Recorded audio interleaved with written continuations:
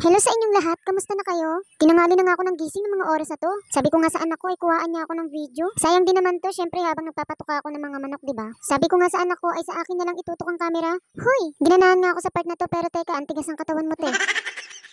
After ko nga magpakain ng manok ay nagpatimpla ako sa aking anak ng aming kape. Nag-request pa nga siya na kuhaan ko rin daw siya ng video. Abay, matindi. O diba, nandito na agad siya. Chinek ko nga kung ano yung tinimpla niya. Hindi pala kape ang tinimpla niya, kundi Milo. Inalo ko na nga rin at para makakain na kami ng umagahan. Abay, napakasosyal naman at donut ang kinakain namin. Huwag kayong minsan lang to. Heto nga't naglaban na ako para maaga ako matapos. Sinasamantala ko talaga ngayon dahil maaraw. Isip-isip ko pa nga dito kahit gabi niya na ibuhos yung sama ng loob niya, okay lang basta nakasampay na ako. Abay, loko. Tingnan niyo naman, may patakip-takip pa akong nalalaman wala rin naman makikita. Huwag kayong mag-alala, nakadamit ako dyan, medyo madilim nga lang.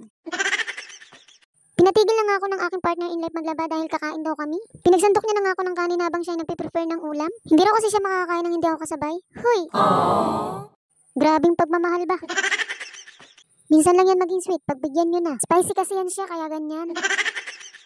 At bulalo nga pala ang aming ulam, kain po tayo. Masarap ang mainit na sabaw sa malamig na panahon. Hoy!